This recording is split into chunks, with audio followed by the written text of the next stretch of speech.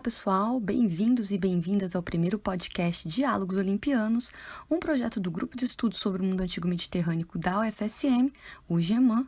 Eu sou a Semiramis, professora de História Antiga e coordenadora do GEMAN, e é com muita alegria que nós recebemos vocês aqui hoje.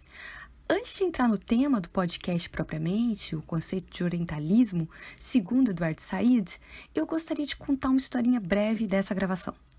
Quando, há 2 semanas atrás, o Diálogos Olimpianos foi criado, eu coloquei aqui, como uma espécie de piloto, o áudio de uma aula sobre o prefácio e a introdução da obra Orientalismo, que eu havia gravado para os alunos da cadeira de História Antiga da UFSM por conta do contexto de pandemia e pela necessidade de disponibilizar material online para a turma. Algumas pessoas ouviram e uma amiga minha, jornalista de São Paulo, a Tânia Cagliari, me disse que tinha gostado do material e me sugeriu que eu o gravasse mais no formato de podcast propriamente, uma vez que a gravação era bem uma aula mesmo, né?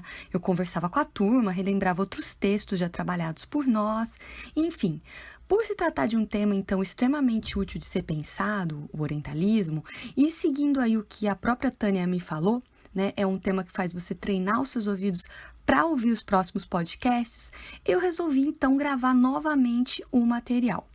Sem mais delongas, vamos ao orientalismo segundo Eduardo Said.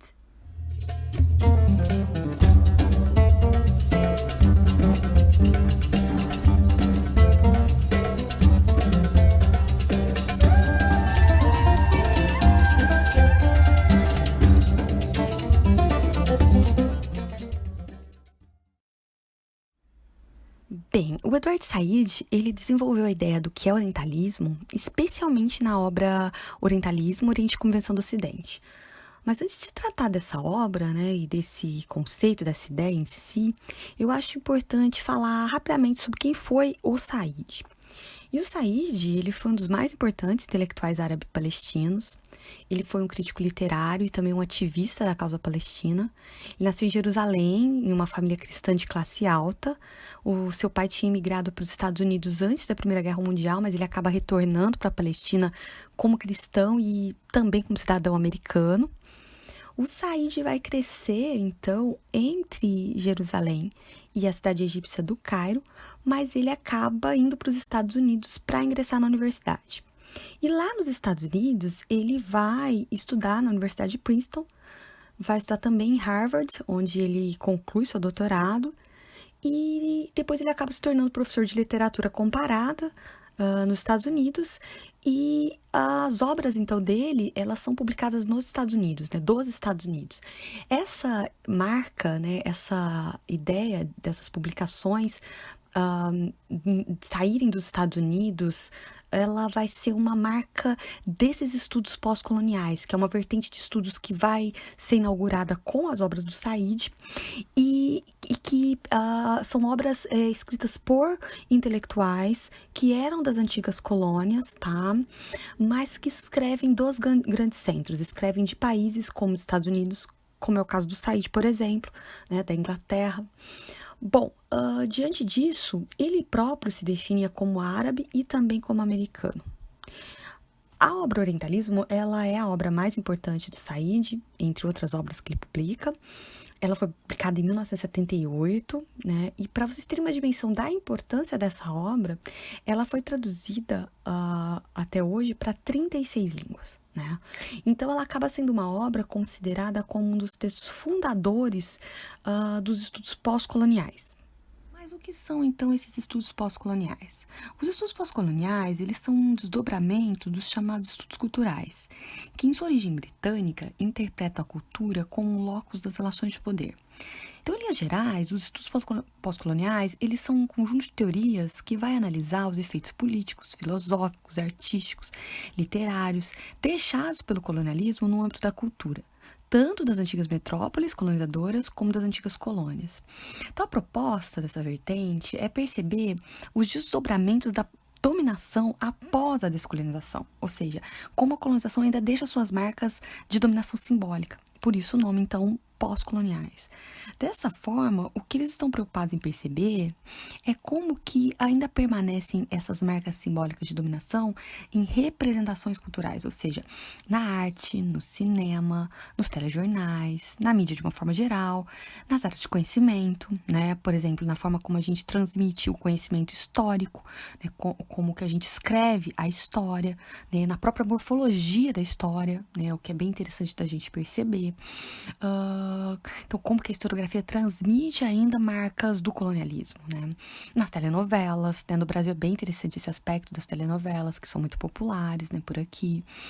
Sobre isso, Said vai dizer, abre aspas, minha ideia é que o interesse europeu e depois americano no Oriente era político, segundo alguns dos óbvios relatos históricos que apresentei, mas que foi a cultura que criou esse interesse, que atuou dinamicamente junto com a lógica política, econômica e militar bruta, para fazer do Oriente o lugar variado e complicado que ele evidentemente era no campo de estudos que chamo de orientalismo. Fecha aspas. Então, em Orientalismo, né, na obra Orientalismo, e também na obra Cultura e Imperialismo, uma outra obra do Said, ele vai mostrar que a luta imperialista pela determinação de territórios geográficos, ela não está apenas na luta armada, né? Ela não está apenas na dominação pela guerra, ela está também na dominação simbólica, na criação de representações do dominado, ou seja, no âmbito da cultura se desenvolvem marcas importantes de dominação. Bem, então, de maneira geral, as ideias centrais que ele vai tratar nessa obra são a discussão das identidades, especialmente da criação de uma identidade oriental, né? O foco do Said é no oriental, mais especificamente no árabe, a partir de documentos do período de auge do imperialismo moderno europeu, século XIX, e seus desdobramentos posteriores, século XX e XXI. Ele também se interessa em pensar a desconstrução da criação de um referencial cultural para um referencial geográfico, né?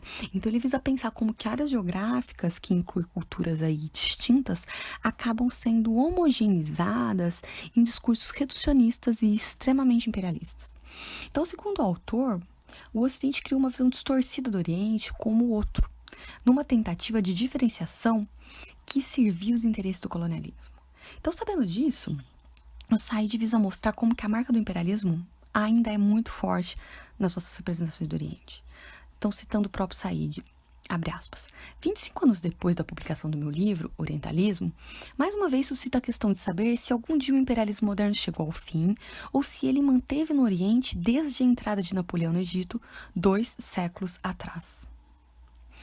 Outro objetivo da obra é desconstruir fórmulas prontas, né, saberes sobre o Oriente. E aí, citando novamente o Said, ele diz, abre aspas, desejo concluir insistindo neste ponto. Os terríveis conflitos reducionistas que agrupam as pessoas sobre rubricas falsamente unificadoras como América, Ocidente ou Islã, inventando identidades coletivas para multidões de indivíduos que na realidade são muito diferentes uns dos outros, não podem continuar tendo a força que têm e devem ser combatidos. Sua eficácia assassina precisa ser radicalmente reduzida, tanto em eficácia como em poder mobilizador.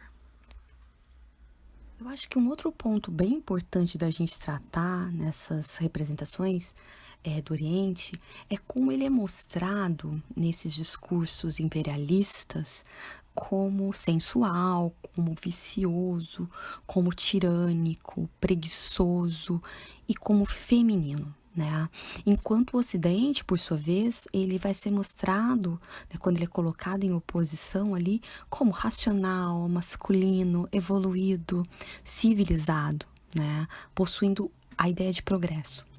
Portanto, né, eu acho que é importantíssimo frisar que as questões de gênero e de identidade, elas acabam sendo interseccionadas nesses discursos de dominação, né? É muito importante a gente perceber isso.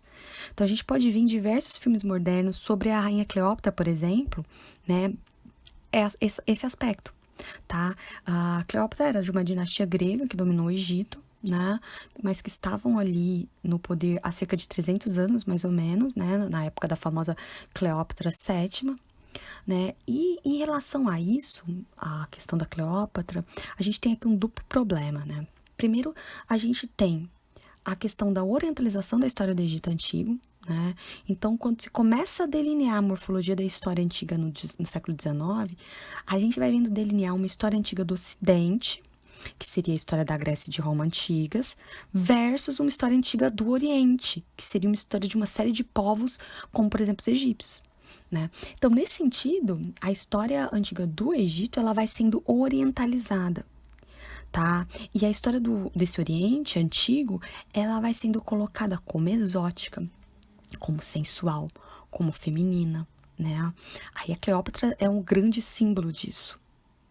Enquanto que a história do Ocidente antigo, né? A história que vai ser tida como história do berço do antigo Ocidente, o berço antigo do Ocidente, é a história de Grécia e Roma.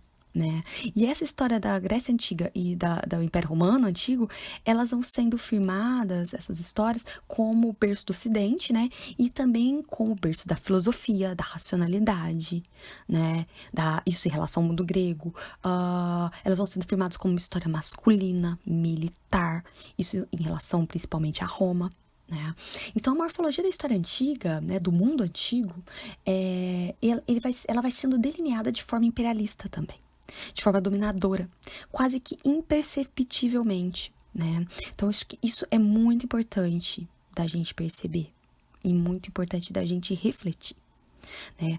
Consoante a isso, né, o cinema, ele também vai reproduzindo esses valores. Aí entra a Cleópatra do cinema, né? Tem um texto muito interessante de uma historiadora alinhada aí aos estudos pós-coloniais e aos estudos culturais, chamada Ela Chorá, que desenvolveu um estudo sobre as representações da Rainha Cleópatra no cinema. E ela vai mostrar nesse texto exatamente esse ponto, né? Como que essa rainha, ela é a representação do Egito orientalizado, né, nos filmes, e feminino, interseccionado, né? Então, essa orientalização da Cleópatra e essa questão de gênero, ela ser uma rainha mulher, elas vão sendo interseccionadas, né? Uma rainha egípcia, exótica, sensual, que se relaciona com romanos, militares, homens que simbolizam, então, o Ocidente civilizado. Né? Para quem se interessar por esse texto dela, Chorá, que para mim é um dos textos assim que eu gosto muito, muito mesmo. Esse texto foi publicado no Brasil, ele está traduzido para o português, foi publicado em 2004 pela Cadernos Pagu, com o título Desorientar Cleópatra, um tropo moderno da identidade. E a Ela Chorá, ela vai concluir nesse texto que as representações da Rainha Cleópatra no cinema, elas são um verdadeiro tropo da modernidade. Ou seja, a gente pode ver na Cleópatra do cinema moderno um verdadeiro embate de representações que são dominações altamente importantes para compreender os problemas da modernidade. Bom, mas voltando ao Said, né? Então o foco do Said é na representação do Oriente, dos árabes, mas a sua obra acaba influenciando uma série de outros intelectuais, né? Como eu já falei, ela cria uma verdadeira vertente de estudos. Entre esses intelectuais, acho que é importante mencionar o Stuart Hall, que é um intelectual jamaicano que viveu e produziu da Inglaterra. E o Stuart Hall ele vai ampliar a ideia de Said, pensando a modernidade em si como constituída a partir de práticas e representações, né, que criam uma dicotomia do Ocidente versus o resto. Tá? Então, nessa mesma ideia de homogeneização de identidades, de dicotomias, né, pode ser pensada, né, essa mesma ideia pode ser pensada também em relação à questão da América Latina e de uma identidade latina, por exemplo. Né? Tem um trabalho do professor Fernando Balieiro, aqui do Departamento de Ciências Sociais do UFSM, que pensa, por exemplo, que analisa, entre outros pontos aí, a personagem da latina da atriz Carmen Miranda no cinema americano, né, sobre um prisma aí do mulher pós-colonial. Então, o trabalho do professor Fernando, para quem se interessar, ele foi publicado em 2018 como livro pela editora Ana Blume, tá, com o título Carmen Miranda Entre os Desejos de Duas Nações, Cultura de Massas, Performatividade e Cumplicidade Subversiva. E entre outros filmes da Carmen Miranda que ele analisa ali, um deles me chama bastante atenção, que é um filme de 43, chamado The Gangs All Here, que foi lançado no Brasil com o título Entre a Loira e a Morena. E nesse filme, a Carmen Miranda, ela é mostrada, né, assim como em outros filmes dela, mas esse é bem exagerado, né? Ela é mostrada como mulher latino-americana, tá? Que fala errado, né? Que é extremamente exagerada, que dança e canta aí uma dança sensual, né? Com bananas, bem exótica, né? Na cabeça, né? Logo a banana é uma fruta fálica, né? Já os Estados Unidos, eles aparecem ali simbolizados em personagens masculinos bem austeros, bem sérios, né? Então, esses são apenas alguns exemplos, né, do que seria essa marca do colonialismo, né, em obras de arte, em obras da cultura como um todo, né? Bom, então, e alguns exemplos de estudos dessa vertente pós-colonial.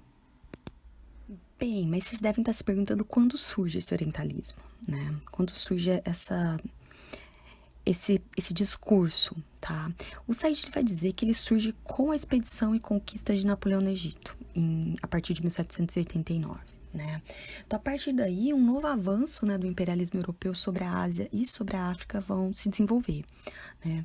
Então, sim, o orientalismo ele toma forma ali, né, ali no 19, como um discurso legitimado, então, pelas áreas do conhecimento. Tá? No entanto, o Said vai mostrar como que a representação dos habitantes das partes ao Oriente, tá? Como bárbaros, selvagens, femininos, né, menos humanos, ela já existe há muito tempo, né? Daí ele vai citar autores como Homero, como Ésquilo, como Heródoto, né, que é um autor bem interessante nesse sentido, historiador grego bem interessante. Ele cita textos medievais sobre as cruzadas, Shakespeare, tá? Assim, a gente vai ver que desde muito tempo já havia uma semente desses elementos, né, sobre o Oriente que vão ser altamente aproveitados na modernidade, altamente usados, tá? No entanto, uma coisa que é importante aqui de perceber é que enquanto um discurso embasado nas áreas do conhecimento, tá, o orientalismo surge de fato a partir do século XIX. Né?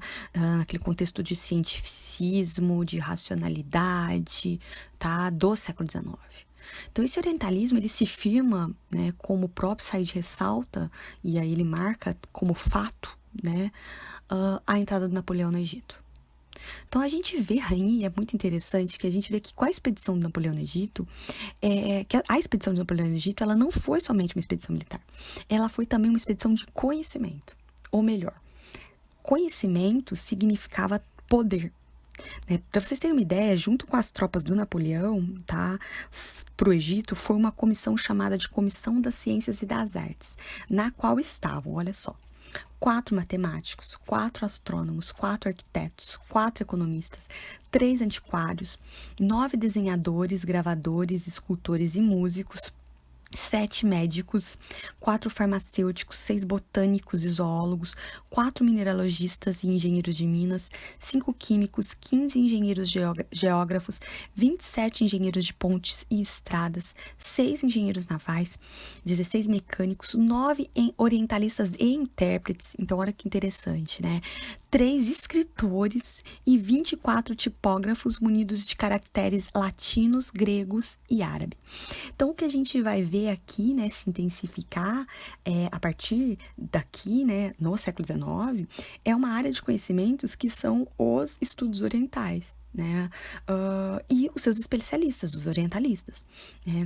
Então, o orientalismo ele é um saber que surge aqui enquanto tal. Né? Ele surge aqui marcado por esse contexto de dominação. Né? Isso é importante ficar da análise do Said. Tá?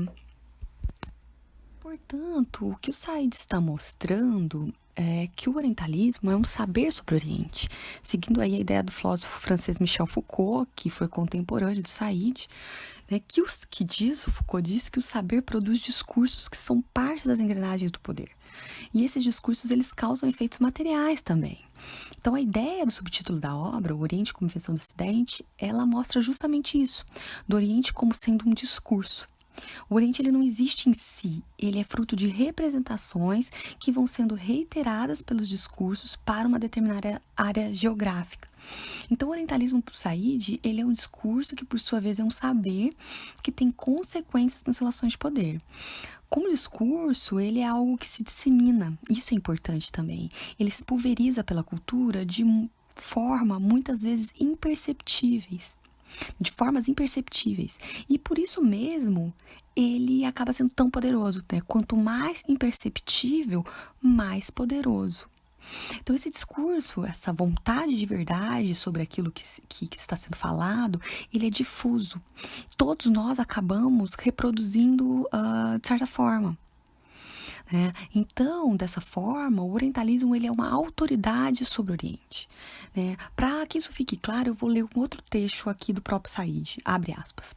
O orientalismo, portanto, não é uma visionária fantasia europeia sobre o Oriente, mas um corpo elaborado de teoria e prática, em que muitas gerações têm se feito um considerável investimento material. Então, isso é a chave da ideia aqui que ele está passando, um corpo elaborado de teoria e prática. Bem, como esse podcast, o Diálogos Olimpianos, é um podcast sobre o chamado mundo antigo, cabe a nós, então, refletir sobre como a morfologia da história antiga e o conhecimento sobre a própria antiguidade, eles vão sendo delineados a partir também de elementos orientalistas, né, como eu já comentei. Criando, então, a antiguidade clássica, né, aquilo que é modelo, padrão, logo, como clássico, e aquilo que é tido, né, como oriental. Então, a antiguidade clássica é clássica e é o berço do Ocidente, né, versus aquilo que é exótico, a antiguidade oriental. Cabe ressaltar também, né, que os gregos antigos e os romanos antigos, eles não tinham essa mesma ideia de Oriente e Ocidente fixada da mesma forma que a gente tem hoje, né? O outro do grego e do romano era, por excelência, o que eles consideravam como ser bárbaro, né? E a ideia do que era bárbaro, ela foi se transformando com o tempo e conforme também os interesses de cada escritor que apresentava. Além disso, esse bárbaro não necessariamente ele estava no Oriente. Ele podia estar nas partes geograficamente ocidentais ou até mesmo dentro da própria Grécia ou do mundo romano, né? Eu estudo um imperador romano, o Heliogábalo, por exemplo, que era siríaco. E por ele ser siríaco, ele acaba sendo altamente rotulado como bárbaro pelos seus inimigos. Ou seja, o bárbaro ele podia inclusive estar dentro da própria cidade de Roma, dentro do próprio Império Romano, tá? O bárbaro aqui, ele tinha a ver com o recebimento da educação, tá? Da cultura, mas não necessariamente ele era o oriental, então ele podia ser um ocidental também, podia estar do lado ocidental, tá? E, além do mais, os termos Oriente e Ocidente, eles vêm do latim, né? E uma ideia de que os povos do lado geograficamente oriental eram femininos, eram despóticos, ela já tem também sua raiz ali no mundo grego e romano, né? Isso a gente pode ler em diversos textos antigos em grego e em latim. Mas Oriente para eles era o que estava de um lado e Ocidente do outro. Oriente onde o sol nascia e Ocidente onde o sol se punha. Sendo que muitas vezes os gregos e romanos, eles se viam estando no centro, né? Havendo bárbaro por todos os lados, dependendo de uma série de protocolos de cultura. Então, mesmo que haja uma semente ali dessa visão do oriental, como exótico, barulhento, com um exagero aí na forma de se vestir, né? E como bárbaro, em muitos casos, é importante a gente ressaltar que esse discurso que cria o orientalismo, né, como Said mostra, é algo próprio da modernidade, mas que usa sim muito do que a gente já encontra nos textos gregos e nos textos romanos para se legitimar. Né? Então é próprio dessa modernidade, é próprio de um tipo de saber que vai sendo gestado ali, mas que vai usar muito do que é falado nos textos dos gregos e dos romanos. Além disso, é importante também frisar que essa ideia de que a Grécia e a Roma Antiga, o Império Romano Antigo, são de fato o berço do Ocidente, isso também é uma construção moderna que precisa passar por reflexões.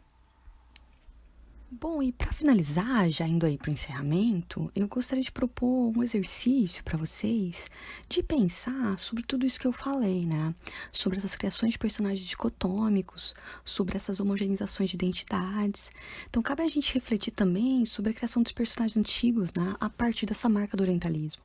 Né? Como que nos filmes E aí eu dei o exemplo da Cleópatra, mas um outro exemplo bem interessante, né, de como que esses filmes vão criar esses tipos de personagens dicotômicos, é o filme 300, de 2007, que é inspirado nos quadrinhos homônimos, que por sua vez buscou muito do que é mostrado no Heródoto, que é um historiador grego do século V, que descreve aí os embates entre os gregos e os persas. E o que a gente tem nesse filme, por exemplo, são os persas mostrados como seres bem exóticos, monstruosos, e os gregos, por sua vez, mostrados mais na forma de seres humanos, propriamente. Esse filme é bem interessante da gente analisar, porque ele foi lançado em plena guerra dos Estados Unidos contra o Iraque, e isso causou bastante discussão na época, né, sobre o quão o filme não estaria dialogando com uma imagem que o cinema dos Estados Unidos queria passar sobre povos que ocuparam aí a região do Irã e do Iraque antigos. Então é interessante ainda perceber que justamente o ator escolhido, isso é muito interessante, né? Justamente o ator que é escolhido para fazer o rei persa é um brasileiro, né, com traços bem latinizados, que é o Rodrigo Santoro. Então aí a gente vai ver se delinear um cruzamento de latino com oriental, com exótico. Ele é um personagem cheio de piercings, ele tem um aspecto meio animalesco, ele é justamente esse outro do ocidental, né, do europeu, do americano. Bem, eu acho que era isso. Eu espero que vocês tenham gostado. E para finalizar, então eu gostaria de agradecer todas e todos que ouviram até aqui. Agradeço também ao meu amigo Danilo Roxette. Agradeço também ao meu marido, que editaram as vinhetas do Diálogos Olimpianos. E esperamos vocês no próximo episódio. Até mais!